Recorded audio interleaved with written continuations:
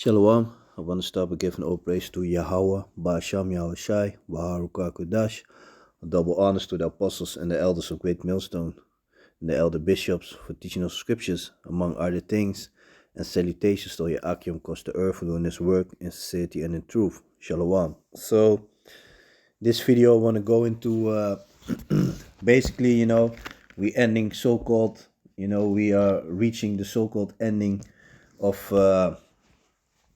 this year, by Esau's counting. And I just want to go into and show you that it's off. And that's why, also explain why we follow the moon, because the moon already stands by himself, that's why we know the new moon. We know that the new Sabbath starts, by the moon, because the moon he got a course, and he keeps holding that course. He will never fail. Now, the scriptures are clear about that. But Esau, matter of fact, let me read this scripture first, because this is the spirit of this devil. This is the book of Daniel, chapter 7 and verse 25. And he shall speak great words against the Most High, and shall wear out the saints of the Most High. And it's talking about the real children of Israel, the so-called Negros, Latinos, and the so-called Indianos.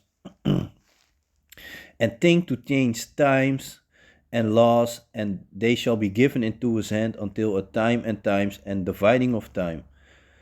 But the judgment shall sit, and they shall take away his dominion to consume and destroy it until the end. So, he by doing all these things, he think that he gonna change, that he can change the time, and he only can do it. Of course, Job 9:24.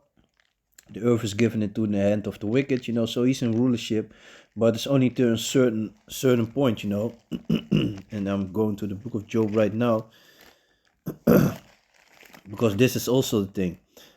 This is the book of Job, chapter 14, verse 5. Seeing his days are determined, the number of his months are with thee. Thou hast appointed his bounds that he cannot pass. So he can only do the things that the Most High allow him to do. He can only continue with this shit for as long as the Most High allows him to continue with this. Yahushai is going to come back.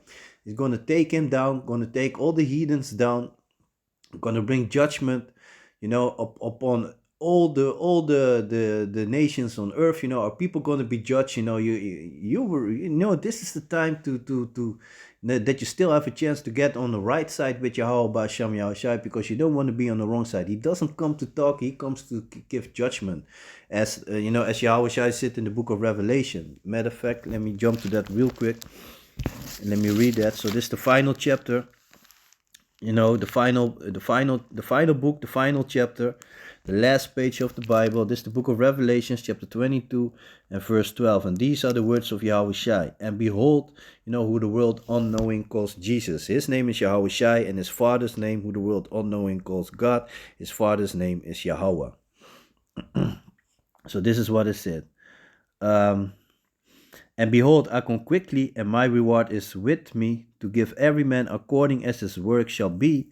I am Alpha and Omega, the beginning and the end, the first and the last. Blessed are they that do his commandments, that they may have right to the tree of life, and may enter in through the gates into the city. So, and behold, I come quickly, and my reward is with me, to give every man, this goes for your females also, for your women also, according as your work shall be. So you can check for yourself and see if you're gonna be punished when Yahushua is gonna come back, or you're gonna or do you have a chance of salvation? So yeah. So nowadays they use this Gregorian calendar, and they used to use, back in the days before that, they had the Julian calendar. And also, if you check the months, the names of the months, it goes back to rulers, to Roman rulers. They named months after themselves, and that's why you have, like, some months had 30 days, other months had 31 days, because they wanted to have, like, a month with my month needs to have 31 days and this and that. And you have February, which sometimes has 29 days, and other times you have 28 days. And that shows you that Esau's way of counting doesn't make sense, because they have to use leap years. So it's gonna say this is about the Gregorian calendar. The Gregorian calendar is the calendar used in the most parts of the world. It went into effect in October 1582 following to the papal bull Inter Gravimas issued by Pope Gregory the 13th, which introduced it as, and that's also a thing, shouldn't call, you know, next to your biological father, you shouldn't call no man a father, you know. Even look at this devil, man. People calling him father. Let me see. Pope Gregory the 13th, which introduced it as a modification of and a replacement for the Julian calendar. The principal change was to space leap years differently so as to make the average calendar year 365.2425 days long. See, that makes no sense. More closely approximately the 365.2422 day tropical or solar year that is determined by the Earth revolutions around the sun. The Earth doesn't go around the sun. Esau is full of shit, man. He doesn't know shit, always act like he knows everything. Millions years ago, this happened, this and that. Oh, the earth, the center of the earth, this and that. You can't even reach the bottom of the ocean. Talking about the moon, this and that. Blah, blah, blah. Now you want to talk that the coolies so-called reach the south side of the moon, the dark side of the moon. Get the fuck out of there, man. Y'all can reach there, man. You can't even reach the bottom of the ocean. But you mean to tell us that you went to the moon, man? Get the fuck out of there, man. Every year that is exactly divisible by 4 is a leap year, except for years that are exactly divisible by 100. But these centurial years are leap years if they are exactly divisible by 400. You see that it doesn't make no sense, man. For example, the years 1700, 1800, and 1900 are not leap years, but the year 2000 is. There were two reasons to establish the Gregorian calendar. First, the Julian calendar assumed incorrectly that the average solar year is exactly 365.25 days long, and overestimate of a little under 1 day per century, and thus has a leap year every 4 years without exception. The Gregorian reform shortened the average calendar year by 0.0075 days to stop the drift of the calendar with respect to the equinox, second in the year since the first council of Nicaea in AD 325. The excess leap days introduced by the Julian algorithm had caused the calendar to drift such that the northern spring equinox was occurring well before its nominal 21st March date. This date was important to the Christian churches because it's fundamental to the calculation of the date of Easter. This all goes back to pagan days, paganism. To reinstate the association to the Reform avenged the date by 10 days. Thursday, 4th of October 1582 was followed by Friday, 15 October 1582. In addition, the Reform also altered the lunar cycle used by the church to calculate the date for Easter because astronomical new moons were occurring 4 days before the calculated dates. whilst the reform introduced minor changes, the calendar continued to be fundamentally based on the same geocentric theory as its predecessor. The reform was adopted initially by the Catholic countries of Europe and their overseas possessions. Over the next 3 centuries, the Protestants and the Eastern Orthodox countries also gradually moved to what they called the improved calendar, with Greece being the last European country to adapt the calendar for civil use only in 1923. However, many Orthodox churches continue to use the Julian calendar for religious rites and the dating of major feasts. to Unum Big Ghostly specify a date during the transition period in contemporary documents or history texts. Both nations were given texts as Old Style or New Style as appropriate during the 20th century. Most non Western countries also adopted the calendar, at least for civil purpose.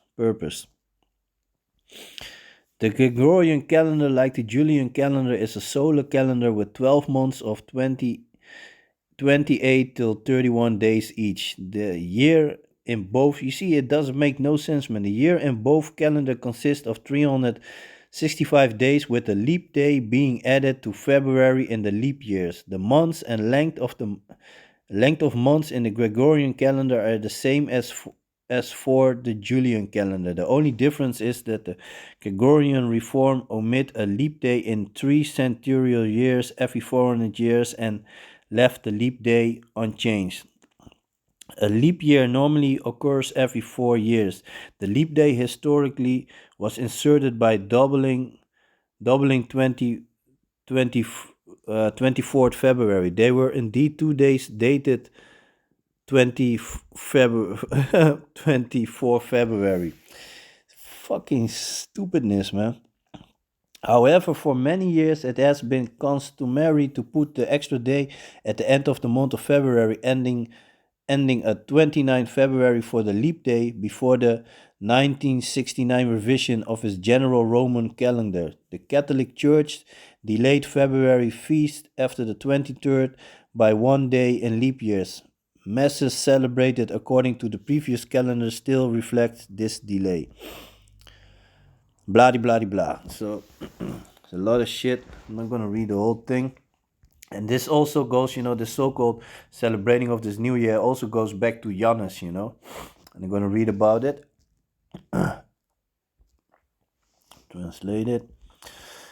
So Janus, my mythology. Janus Lanus is among the oldest of the Roman gods. He was associated with the Etruscan deity Coulson, who, like Janus, is the god of passages and beginning, and is similarly depicted but has no Greek equivalent. So here you see the picture, and it's basically looking forward and looking to the back, And it doesn't make sense. The same like the Big Bang Theory. You want to celebrate in a year where when everything is dead or or sleeping. That's when you want to celebrate the new year. And the Bible is very clear, and I'm going to read it later. Shows you that for the new year, everything's going to be new. Flowers will start growing. The trees will start blossom. The animals they will start looking for each other to lay down with each other, and starting, birds laying eggs, sheep getting lambs, things like that, In Roman mythology, Janus was the god of the beginning and the end, of the opening and of closing. The door, Ioana, therefore bore his name. That's why the month of January also bear his name and was invoked at the beginning of the sowing and the harvesting season. So you see that? It all goes back to paganism. As well as at weddings and births. On the first day of January, everything that could have a bad meaning for the future was avoided. Moreover, to confirm the friendly relationships, they gave each other small gifts. In the later times of the Republic, the consuls also assumed office on the first day of January. As the god of gates, Janus was also seen as the god who opened or closed the gates of heaven. In all sacrifice and prayers, he was mentioned first, even before Jupiter, because without him, the gates of heaven would remain closed to prayers. You see that shit? So, man, but that's also, what the scripture said, they don't know what they worship, man. They don't know what we worship. They don't know what they worship. And we are Yahweh do, man. So let me see. This is the book of, let me see.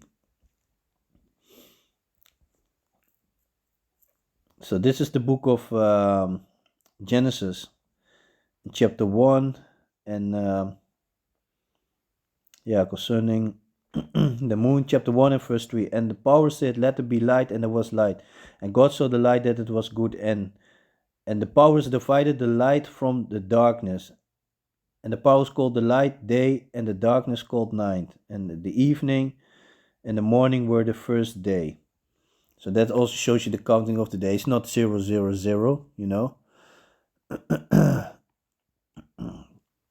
So let me see.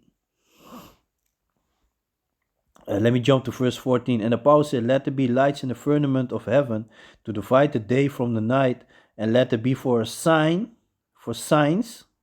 Okay, so like I said, like when the moon gets all darkened, then we know that's a new moon start. Then we know that's a new Sabbath day, right there. And let them be for signs and for seasons. We know that's how we can count when the certain feast days or memorials are, for seasons and for days and for years. And let them be for light in the firmament of heaven to give light upon the earth, and it was so. And the power made two great lights, the greater light to rule the day and the lesser light to rule the night. He made the stars also. And that's also shit that Esau that Esau like to talk shit about. He's telling that the moon give the sun give the moonlight to, by sunlight, that's why the moon can shine. That doesn't make sense. The moon shines by itself. If you go outside to countries or to places where there are not much buildings in the surrounding, you will see how much light the moon gives by himself. And the power set him up in the firmaments of the heaven to give light upon the earth, and to rule over the day and over the night, and to divide the light from the darkness. And the power saw that it was good. Yeah, man. So let me see.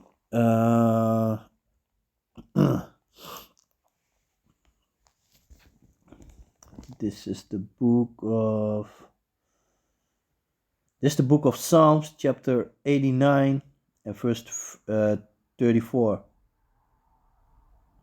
Yeah, 34. My covenant will I not break, nor alter the thing that is gone out of my lips. Once I have sworn by my holiness that I will not lie unto David, his seed shall endure forever, and his throne as the sun before me. It shall be established forever as the moon, and as a faithful witness in heaven, Selah. So it shall be established forever as the moon. So the moon will never fail. That shows us that the moon will never fail. This is the book of Jeremiah, chapter 10 and 1. Hear ye the words which Yahweh spaketh unto you, O house of Israel. Thus saith Yahweh, the Most High, learn not the way of the heathen, and be not dismayed at the signs of heaven, for the heathen are dismayed at them. So, and the point is that I want to make is, learn not the way of the heathen, and be not dismayed at the signs of heaven. So the moon is showing us, blood moon showing us like, hey, there's a certain time about to come, things are about to happen, it shows us things. So we shouldn't be amazed at that, but the Most High put it there for us to be a sign, And this is the book of Exodus, and this shows us when the beginning of the year is, the Bible is very clear. But you got Christians following this nonsense, going at the New Year's service at the church, So this is the book of Exodus, chapter 12 and 1. And this is about the Pasach, During the Pasach, we also celebrate the beginning of the year. That's when the year starts. The scriptures are very clear, man. This is the book of Pasach. This is the book of Exodus, chapter 12 and 1. And Yahweh spake unto Moses and Aaron in the land of Egypt, saying, this month shall be unto you the beginning of months. It shall be the first month of the year to you. So this is what he said, So this month shall be the beginning of you, the beginning of the month, and the beginning of the year. And then it's going to show you, there's a beautiful point in this, and that shows you when the beginning of the year is. Speak ye unto all the congregation of Israel, saying, in the 10th day of this month they shall take to them to every man a lamb. Okay, when are lambs being born? During spring. So that shows you that that's the beginning. In that period is the beginning of the year. You see that? The point is right there. So let me read from the top again. So this is the book of Exodus, chapter 12 and 1. And Yahweh spake unto Moses and Aaron in the land of Egypt, saying, This month shall be unto you the beginning of months. It shall be the first month of the year to you. Speak ye unto all the congregation of Israel, saying, In the 10th day of this month they shall take to them every man a lamb, according to the house of their fathers, a lamb for an house. And then it goes into the story about the Pesach, but the point that I wanted to make is that this shows us when the beginning of the year is, so yeah, you shouldn't celebrate this nonsense, and of course if you got family and it's not forbidden to go to them or whatever to help them or whatever, or if they want you to come and eat with them, but you should be aware that that's not the celebrating of the day of the new year, and the scriptures also teach us, be wise as a serpent and as a serpent and harmless as a dove, so you don't have to go to your family and be like, man, y'all going off and this and that, but you can be like, look, man, I don't celebrate it. I follow the Bible teach me that this and this is not the new year, and I don't celebrate it, but yeah, that's it, so yeah, I hope it's that is I said this lesson was edifying. So yeah, with that, I want to give all praise to Yahweh, Ba'asham Yahushai, Baharuka Kodash, double honors to the apostles and the elder bishops of Great Millstone for teaching us the scriptures, among other things. A salutation to all Yakim across the earth for doing this work in sincerity and in truth. So with that, I'm going to say Shalom.